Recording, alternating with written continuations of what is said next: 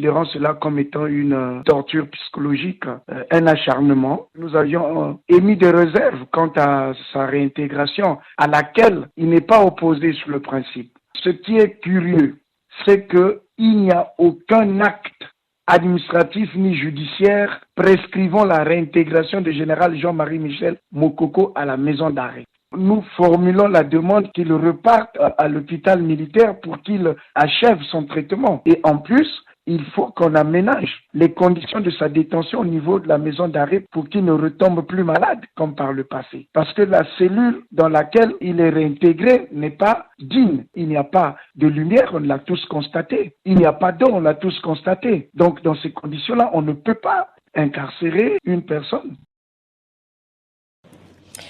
Au Congo-Brazzaville, retour à la case prison pour le général Mokoko, le candidat à la présidentielle de 2016, condamné en 2018 pour atteinte à la sûreté de l'État.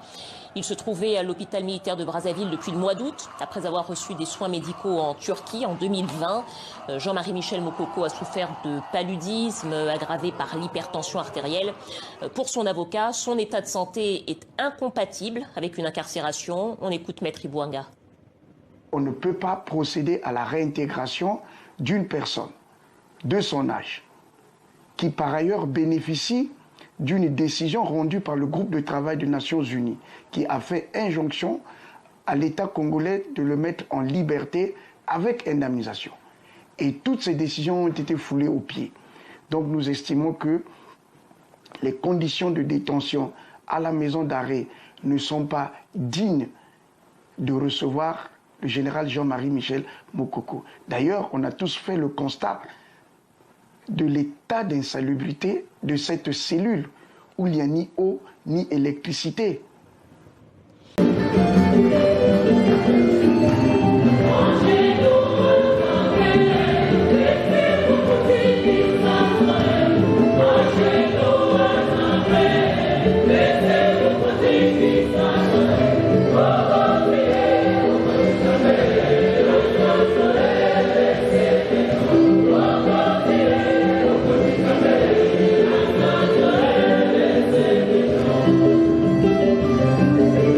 Guy-Brice Parfait-Kolela, bonjour. Bonjour madame. Vous êtes arrivé officiellement deuxième à la présidentielle de 2016. Qu'est-ce qui vous fait penser que vous avez plus de chances de l'emporter cette fois-ci? Parce qu'en réalité, le président Sassou n'était même pas arrivé deuxième ni premier. Nous avions les véritables résultats. Et ils le savent très bien. Et qui était premier selon vous? Il y avait un deuxième tour entre le général Mokoko et moi. Donc vous dites que les résultats étaient truqués? Les résultats étaient bel et bien truqués, ils le savent très bien.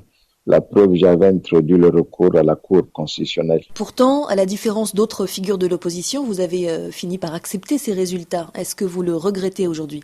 Non, je ne regrette rien. J'avais pris acte, je n'avais pas accepté. Parce que la Cour constitutionnelle qui venait de proclamer les 10 résultats, elle a la plus haute juridiction, il n'y avait plus un recours. Mais je n'avais pas accepté. Mais est-ce que cette fois, selon vous, les conditions sont réunies pour un scrutin transparent et crédible? Le scrutin n'est toujours pas transparent. Mais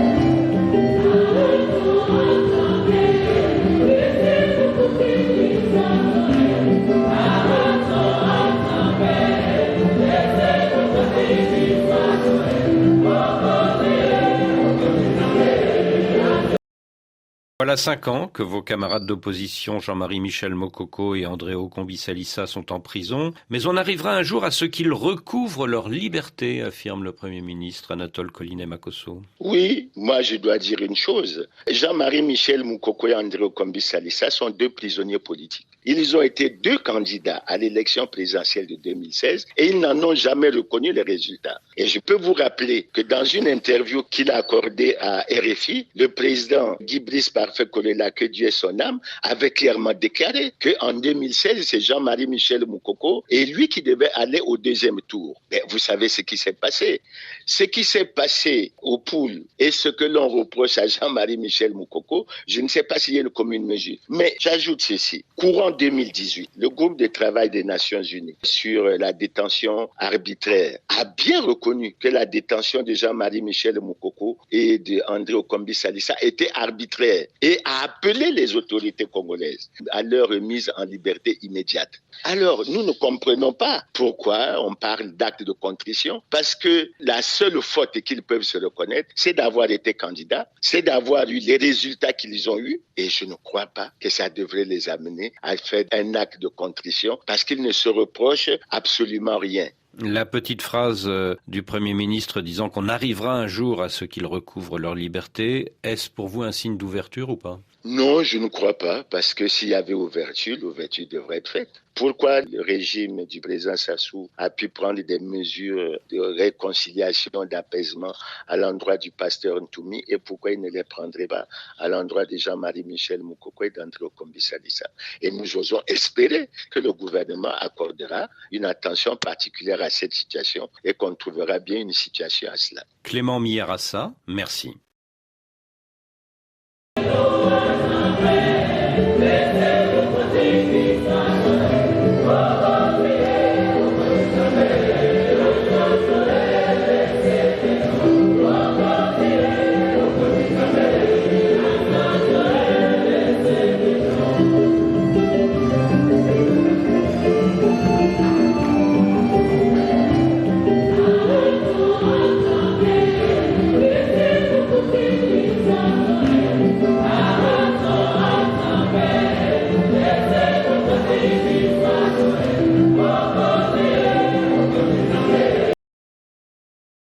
À propos de la corruption, beaucoup protestent contre l'entrée au gouvernement de Denis Christel Sassou Nguesso, le fils du chef de l'État, car il est pointé notamment par Global Witness. Mais le Premier ministre réplique qu'il n'y a aucune procédure judiciaire contre Denis Christel Sassou Nguesso. Est-ce qu'il n'a pas raison ?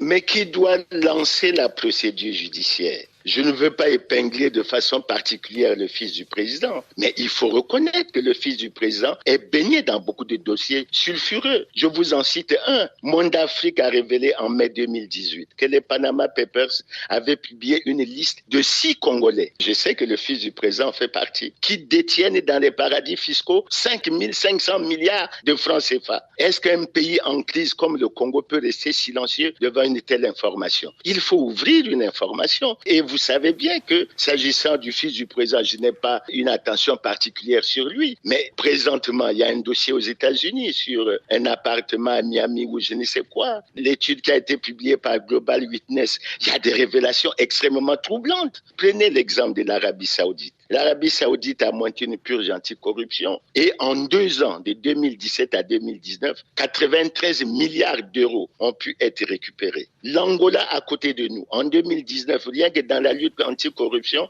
a récupéré 5 milliards de dollars. Comment vous expliquez qu'au Congo, même quand on fait le budget et la loi rectificative des finances 2021, il n'y a aucune ligne où on peut penser qu'on peut récupérer de l'argent à partir de la corruption? Les dossiers, ils sont connus. Quand on demande aux autorités si l'entrée de Denis Christel Sassou Nguesso au gouvernement est une façon de le mettre en piste pour une prochaine élection présidentielle, celles-ci répondent « Après tout, c'est un citoyen comme un autre, on ne peut rien préjuger pour l'avenir ». Qu'est-ce que vous en pensez ?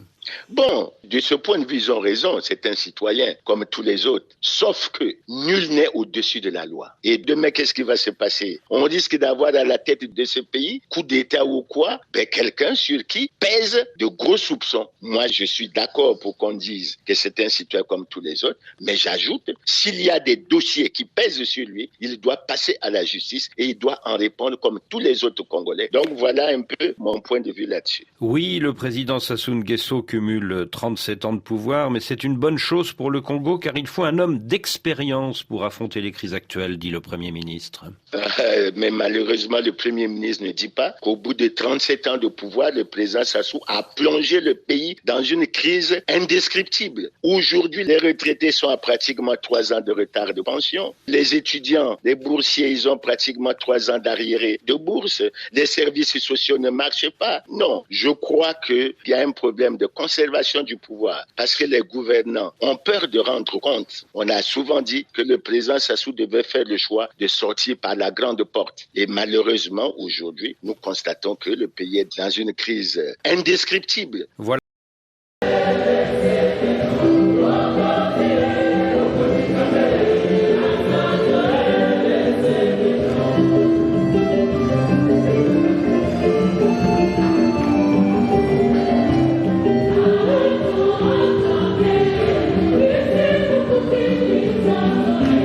ça, voilà, d'emblée, le transférer. Mes chers amis, mes chers compatriotes, je viens dire ceci. La vie du général Jean-Marie Michel Moukoko est en danger. Oui, le sort du général Jean-Marie Michel Moukoko vient d'être scellé. Oui, ça vient d'être scellé. Et comme vous le saviez très bien que le régime de Brazzaville est en train de préparer la relève, est en train de préparer, sinon Denis Sassou Nguesso est en train de préparer son fils pour, comment dirais-je, pour le succéder au pouvoir. Et donc, qu'est-ce qu'il faut faire? Il faut maintenant aller vite. Il faut aller vite. Il faut aller vite, alors éliminer tous les gros poissons, toutes les personnes qui peuvent faire obstacle sur le chemin, sinon sur le boulevard de Christelle Sassou Nguesso. Vous comprenez? Et donc, l'un de ces personnalités qui peuvent faire obstacle, qui peuvent, comment dirais-je, empêcher Christelle Sassou Nguesso à devenir un jour, ou sinon dans les jours à venir, ou dans les mois, ou peut-être dans 2 ou 3 ans, parce que beaucoup pensent que non, ça va être peut-être dans 10 ans, ou bien dans 15 ans, dans 20 ans. Non, non, non, c'est déjà imminent là. Christelle Sassou Nguesso se comporte déjà en président de la République. D'accord? Alors, mes chers amis, mes chers compatriotes, donc le général Jean-Marie Michel Moukoko est un élément à craindre pour Denis Sassou Nguesso. Et il est conscient de la popularité du général Jean-Marie Michel Moukoko. Vous avez vu vous-même, j'aurais dû préparer, bon, je n'ai pas préparé ce live, vous allez voir, je suis en train de le faire à bâton rompu. Je ne l'ai pas préparé, sinon j'allais préparer son entrée, comment dirais-je, dans la ville océane de Pointe-Noire. Vous avez vu comment le général Jean-Marie Michel Moukoko est rentré à Pointe-Noire. Vous avez vu la foule qu'il a eu à drainer, c'était pratiquement une marée humaine. Et Denis Sassou Nguesso, cette image continue à lui tarauder l'esprit. Vous comprenez? Et donc, il est conscient de la popularité du général Jean-Marie Michel Moukoko. Mes chers amis, et donc il est important pour lui de décider, encore une fois de plus, cette fois-ci, Denis Sassou Nguesso a décidé d'en finir avec le général Jean-Marie Michel Moukoko.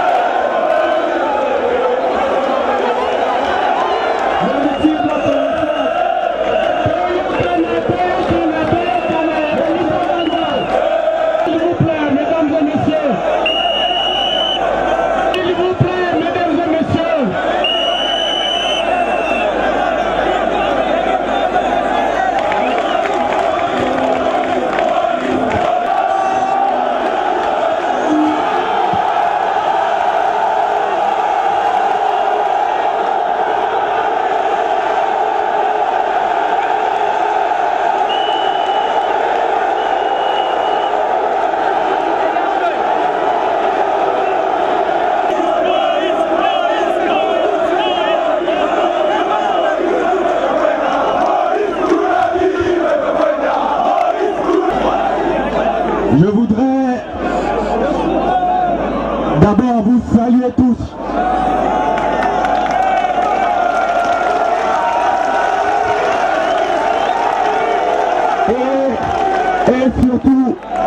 Et surtout, vous demander pardon pour le retard avec lequel nous sommes arrivés.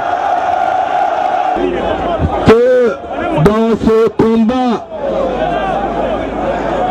où je me suis engagé et dans lequel vous avez décidé de m'accompagner, au moment où je me tiens devant vous, je me sens encouragé.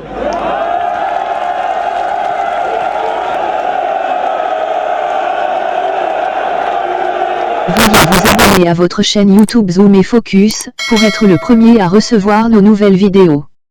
Merci.